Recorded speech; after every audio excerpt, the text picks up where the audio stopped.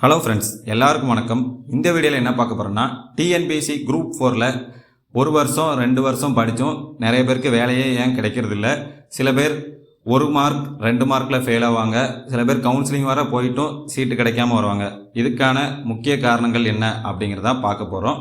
Group 4ல் வந்து பார்த்தீங்கன்னா syllabus வந்து தமிழ் 100 மார்க்கு, அப்புறம் GS 75 mark, maths 25 mark. So cut off வந்து வருஷம் பார்த்தீங்கன்னா ஒரு 165 இருக்குதுன்னா எல்லாருமே கட் ஆஃப் மட்டுமே ஏம் பண்ணி படிப்பாங்க. நமக்கு 165 மார்க் எடுத்தாலே நமக்கு வேலை கிடச்சிரும். ஸோ அதை ஏம் பண்ணி படிப்பாங்க. நாமளே மனசுக்குள்ளே 165 தான் ஏம் பண்ணும்போது நாமளும் 165 தான் எடுப்போம். மேலே எடுக்கிறதுக்கு வாய்ப்பே கிடைக்காது. ஸோ அதுவே நம்மகிட்ட ஒரு மைண்டில் வீக்காக இருக்குது. ஃபஸ்ட் நாள் கவுன்சிலிங் போகணும், 170க்கு மேலே போகணும், 180க்கு மேலே போகணும் அப்படிங்கிற எண்ணத்தோடு படிக்கிறவங்களுக்கு தான் அந்த மார்க்கும் கிடைக்கும். ஃபஸ்ட் நாள் கவுன்சிலிங்லேயும் போய் அட்டன் பண்ணுவாங்க. ரிசல்ட் வரும்போதே பார்த்தீங்கன்னா ஃபஸ்ட் நாள் கவுன்சிலிங்னா உங்களுக்கு எந்த ஜாப்னாலும் கிடைக்கும் குரூப் 4ல். ஸோ ஏம் பண்ணி படிக்கும்போதே ஃபஸ்ட் நாள் கவுன்சிலிங் தான் போகணும் அப்படின்னு சொல்லி படிங்க.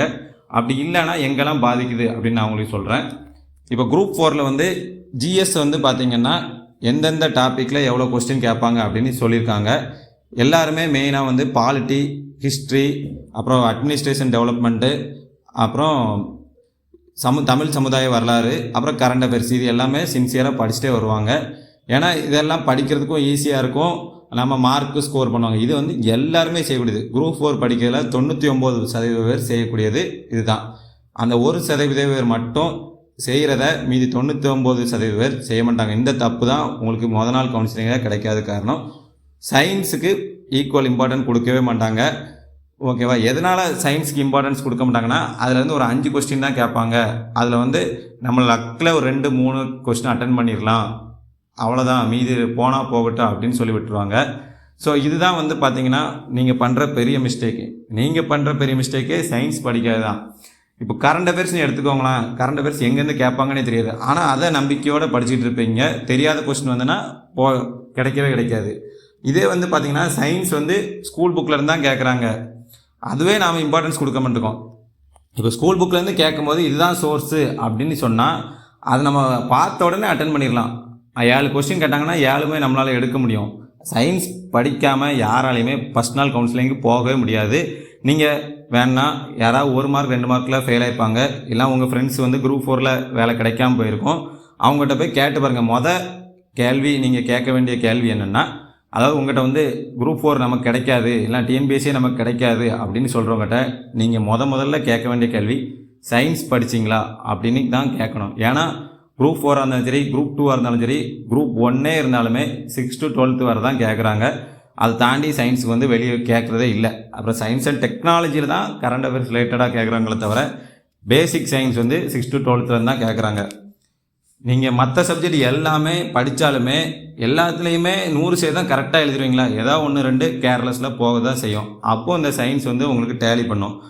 சயின்ஸ் படிக்காமல் யாராலையுமே டாப் மார்க் எடுக்க முடியாது. ஸோ நீங்கள் குரூப் 1, குரூப் 2, குரூப் 4 படிக்கிறதா இருந்தாலும் சரி, இந்த வருஷம் பார்த்துக்கோங்க, டைம் இருக்குது. இதனால் வர சயின்ஸ் படிக்கலனாலும் படிச்சுக்கோங்க. கண்டிப்பாக ஃபஸ்ட் நாள் கவுன்சிலிங்கில் போவீங்க. அதே மாதிரி மேக்ஸில் வந்து பார்த்தீங்கன்னா 22, 23 எடுத்தால் போதும் அப்படின்னு நினைப்பீங்க. ஸோ அதுவும் பெரிய தப்பான விஷயம். மேக்ஸுங்கிறது ஒரு ட்ரிக்ஸ் பேஸ்டு. அது கேட்டால் நம்ம எப்படினாலும் எழுதலாம் ட்ரிக்ஸ் யூஸ் பண்ணி. இப்போ பார்த்தீங்கன்னா பேங்கிங்லலாம் ரொம்ப கஷ்டமாக இருக்கும், அதையே நிறைய பேர் சால்வ் பண்ணுறாங்க. ஸோ நீங்கள் வந்து குரூப் 4ல் ஏம் பண்ணிங்கன்னா மேக்ஸ்லேயும் ஃபுல் மார்க் எடுக்க பாருங்கள். இப்போ என்ன சொல்ல வரேன்னா, இப்போ ஹிஸ்ட்ரியில் தான் ஒரு 10 கொஸ்டின் கேட்குறாங்கன்னா 10மே ஸ்கூல் புக்லேருந்தே கேட்கட்டுமே. உங்களால் 10க்கும் கரெக்டாக எழுத முடியுமா? ஏதாவது ஒன்று கேர்லெஸ்ஸில் மிஸ்டேக் பண்ணுவீங்க. ஸோ இந்த டைமில் வந்து அந்த சயின்ஸ்லாம் உங்களுக்கு பூஸ்டப் பண்ணும். ஓகேவா? நீங்கள் எவ்வளோத்துக்குள்ளே தமிழுக்கு இம்பார்ட்டன்ஸ் கொடுக்குறீங்களோ, மேக்ஸ் இம்பார்ட்டன்ஸ் கொடுக்குறீங்களோ, அதே அளவுக்கு சயின்ஸுக்கும் கொடுங்க. அப்போ கண்டிப்பாக கிளியர் பண்ணலாம். சயின்ஸுக்கு கொடுக்காதவங்க தான் புலம்புவாங்க. நம்பிக்கைலாம் உங்களுக்கு வந்து ஃபெயில் ஆனவங்ககிட்ட கேட்டு பாருங்கள். கேள்வியை சயின்ஸ் படிச்சிங்களான்னு கேளுங்க, உங்களுக்கே உண்மை தெரியும். இந்த வீடியோ உங்களுக்கு பிடிச்சினா மறக்காமல் நம்ம சேனலுக்கு சப்ஸ்கிரைப் பண்ணிடுங்க. இதே மாதிரி என்னென்ன மிஸ்டேக்கு நீங்கள் கரெக்ஷன் பண்ணிங்கன்னா அடுத்தடுத்து உங்களுக்கு எக்ஸாமில் இன்னும் மார்க் ஸ்கோர் பண்ணலாம் அப்படிங்கிறத நான் சொல்லிக்கிட்டே இருக்கேன். மறக்காமல் சப்ஸ்கிரைப் பண்ணிடுங்க. தேங்க்யூ.